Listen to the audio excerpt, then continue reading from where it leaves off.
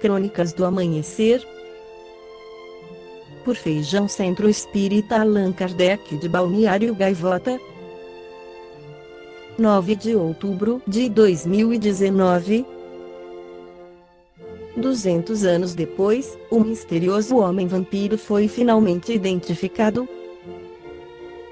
Afinal, o homem vampiro enterrado há 200 anos num cemitério do Connecticut, nos Estados Unidos, era apenas um pobre agricultor que morreu de tuberculose. Num cemitério do Connecticut, nos Estados Unidos, há uma sepultura que se destaca um homem, que morreu há 200 anos, que foi desenterrado e enterrado com a cabeça e os membros empilhados em cima da caixa torácica, sugerindo que poderá ter havido suspeitas de que fosse um vampiro. Agora, de acordo com o Live Science, arqueólogos conseguiram finalmente revelar a identidade deste homem batizado de JB55, numa referência às suas iniciais e à idade que tinha quando morreu. Cientistas forenses compararam evidências genéticas do esqueleto com bancos de dados genealógicos online para identificar este homem vampiro. Ao que parece, chamava-se Tony Barber e era provavelmente um pobre agricultor que morreu de tuberculose, anunciou, em julho, o Museu Nacional da Saúde e Medicina de Silver Spring, no Maryland. O estado do esqueleto sugeria que o homem tinha uma clavícula partida mal curada e um joelho com artrite. A tuberculose que o matou foi tão aguda que deixou lesões nas costelas e a doença e a morte tão aflitivas foram provavelmente as razões que levaram a família e amigos a suspeitar que era um vampiro, explica a Jennifer Higginbotham, investigadora de ADN que colabora com as Forças Armadas norte-americanas. A tuberculose é uma doença altamente contagiosa.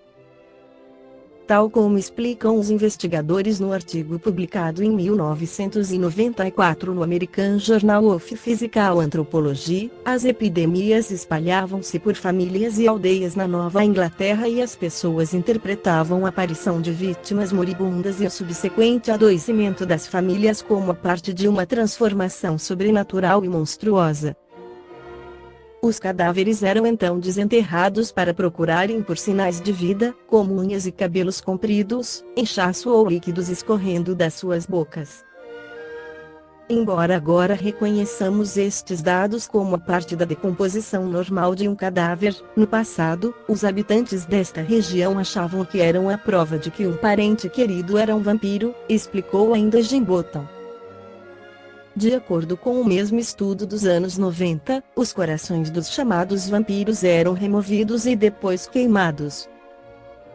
No entanto, o coração de Barber já tinha apodrecido no momento em que o seu corpo foi exumado.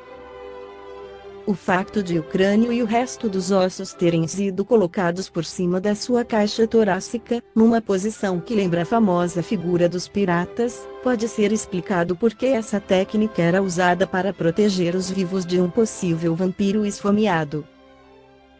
Segundo Herculano Pires em seu livro Vampirismo no Mundo Mitológico, o vampirismo, como desenvolvimento dos tempos primitivos, sempre apoiado nos mitos de sangue, apresenta no Egito, na Mesopotâmia, em todo o fértil Crescente Oriental, até as civilizações pré-racionais de gregos e romanos, um vasto painel de vampiros sagrados, sugadores de sangue e energias vitais. No culto de Vesta, em Roma em que se adorava o fogo sagrado, as vestais se iniciavam nos ritos da virgindade, ao que parece vindo da Pérsia zoroastrina. As vestais permaneciam virgens até os 30 anos, segundo Bennett Sanglé. Depois dessa idade elas podiam retirar-se do serviço divino e casar-se. Se fossem violadas antes dessa idade, seriam enterradas vivas, para o desagravo da deusa que se haviam dedicado. Todos os ritos do sangue implicavam sanções cruéis para os transgressores, logicamente determinadas pela natureza sagrada do sangue e pelo sentido trágico de sua longuíssima tradição. Em Canaã, antes da bárbara conquista judaica, só comparável em atrocidades à loucura nazista na Europa, os vampiros sagrados, geralmente sacerdotes, haviam amenizado essa brutalidade com o uso simbólico do vinho e do pão, em lugar do sangue e da carne. Essa é a simbologia agrária e pastoril usada nas celebrações das ceifas e das colheitas. Segue Herculano Pires, o vampirismo é uma forma de escravização. Escravizamo-nos aos outros por preguiça, por indolência, e os outros se escravizam a nós pelos mesmos motivos. Se resolvermos ser livres e não nos apegarmos a remorsos, a angústias geradas por nós mesmos, a desesperos que alimentamos masoquistamente, descobrimos que podemos fazer e desfazer as coisas por nós mesmos, não precisaremos sugar dos outros o que temos em nós e assim nos emanciparemos. O vampirismo é um fenômeno típico das relações interpessoais. Na vida material como na vida espiritual, o vampirismo é um processo comum e universal do relacionamento afetivo e mental das criaturas. É vampiro sacerdote que fanatiza um crente e o submete às suas exigências para explorá-lo com a promessa do céu, como é vampiro demagogo político que fascina os adeptos de suas ideias e os leva ao sacrifício inútil e brutal da revolta e do terrorismo. É vampiro espírita ou o médium que fascina os ingênuos com a falsificação de poderes que não possui, revelando-lhes supostas reencarnações deslumbrantes e conduzindo-os ao delírio das suas ambições de grandeza. É vampiro negocista esperto que suga as economias de seus clientes com falsas promessas para um futuro improvável. É vampiro galanteador donjuanesco que se aposta da afeição das mulheres inseguras para explorá-las.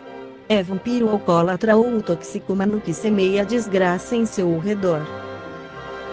É vampiro espírito sagaz ou vingativo que suga as energias das criaturas humanas e subjuga outros espíritos para agir na conquista e dominação de outras, e assim por diante, na imensa e variada pauta do vampirismo material e espiritual. Herculano Pires acrescenta que para nos livrarmos dos vampiros que são os espíritos desencarnados ou encarnados que sugam nossas energias, a única força de agir sobre entidades vampirescas e sobre os espíritos em geral, como ensinou Kardec, procede da autoridade moral de criaturas esclarecidas. Só a autoridade moral de um espírito encarnado pode influir sobre o comportamento de espíritos desencarnados. Vivemos num mar de pensamentos que nos afetam a todo instante. E usamos os nossos meios de seleção, de maneira instintiva, para acolher uns e repelir outros. E é precisamente no ato de selecionar, escolher e assimilar, que encontramos, ao mesmo tempo, as fontes do autovampirismo e da nossa responsabilidade individual pelo desenvolvimento e a propagação do vampirismo. Por tudo isso, a cura do vampirismo não é mais do que um processo de separação dos implicados, de afastamento do vampiro da órbita de sua vítima. Mas não basta esse primeiro passo. É necessária a persuasão dos implicados pela doutrinação espírita. A doutrinação é a transmissão do conhecimento doutrinário às duas partes. Esta foi a crônica do amanhecer de 9 de outubro de 2019. Por Feijão Centro Espírita Allan Kardec de Balneário Gaivota. Que a paz esteja com todos.